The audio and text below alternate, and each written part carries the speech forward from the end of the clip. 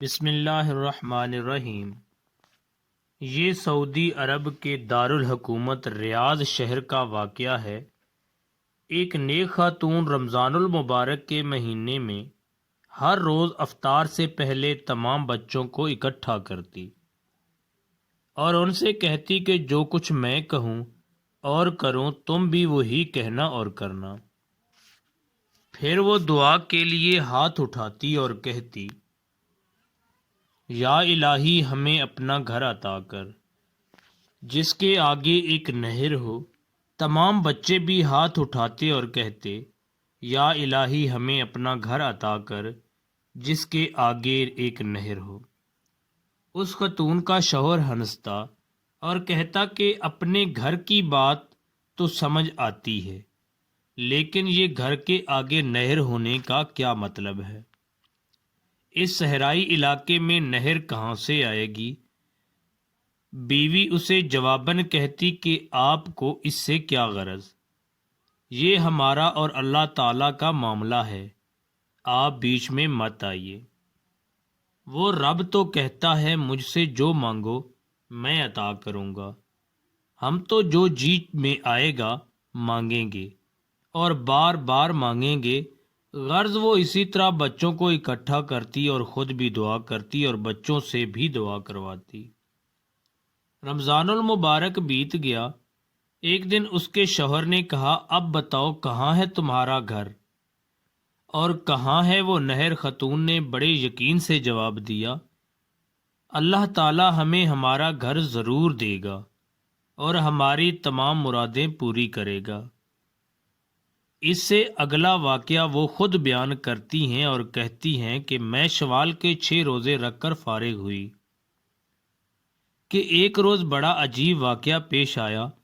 میرے شوہر عصر کی نماز پڑھ کر مسجد سے نکل رہے تھے کہ ریاض کے ایک امیر آدمی نے ان کا راستہ روکا۔ میرے شوہر انہیں جانتے تک نہ تھے۔ اس آدمی نے انہیں سلام کیا اور کہا، میرے پاس ایک گھر ہے، آدھے گھر میں تو میں اپنے والد کے ساتھ رہتا ہوں، مگر گھر کا دوسرا نصف حصہ خالی پڑا ہے۔ اللہ تعالیٰ نے مجھے اور میری اولاد کو اپنے فضل و کرم سے بہت نوازا ہے، ہمیں اس آدھے گھر کی ضرورت نہیں۔ آج اس ارادے سے گھر سے نکلا تھا کہ نماز عصر کے بعد مسجد سے نکلنے والے پہلے آدمی کو میں وہ آدھا گھر ہدیۃً دے دوں گا۔ یوں آپ سے ملاقات ہوئی تو گزارش ہے کہ میرا آدھا گھر ہدیۃً قبول فرما لیں۔ بلا قیمت مکان لیتے ہوئے ہمیں تردد ہوا۔ وہ صاحب کہنے لگے، اگر آپ کی تسلی قیمت دیے بغیر نہیں ہوتی تو جتنی رقم آپ آسانی سے دے سکتے ہیں دے دیجیے۔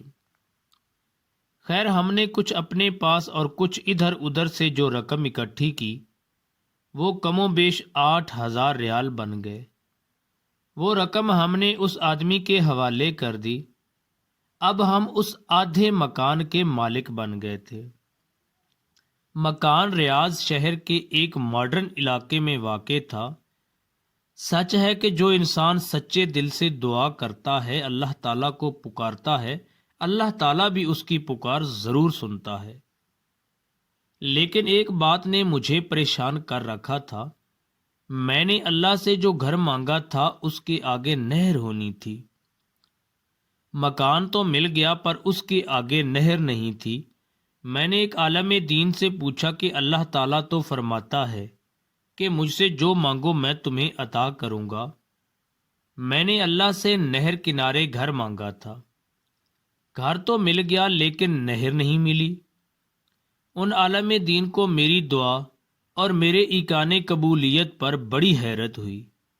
انہوں نے دریافت کیا، اس وقت آپ کے گھر کے سامنے کیا ہے؟ میں نے کہا، اس وقت ہمارے گھر کے سامنے ایک خوبصورت مسجد ہے۔ عالم دین مسکرائے اور فرمایا، یہ نہر ہی تو ہے۔ پھر انہوں نے میرے سامنے یہ حدیث مبارکہ بیان کی۔ حدیث میں نبی کریم صلی اللہ علیہ وآلہ وسلم نے ایک صحابی سے فرمایا کہ آدمی کا گھر نہر کنارے ہو اور وہ اس میں روزانہ 5 مرتبہ غسل کرے تو کیا اس کے بدن پر میل کچیل رہے گا؟ صحابہ کرام رضی اللہ تعالی عنہما نے جواب دیا، نہیں یا رسول اللہ صلی اللہ علیہ وسلم، اس کے بدن پر میل کچیل باقی نہیں رہے گا۔ فرمایا یہی حال 5 نمازوں کا ہے، ان کے ذریعے اللہ تعالیٰ گناہوں کو مٹا ڈالتا ہے۔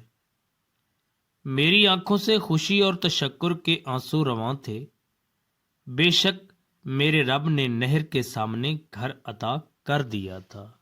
سبحان اللہ، سبحان اللہ۔ السلام علیکم ورحمۃ اللہ وبرکاتہ۔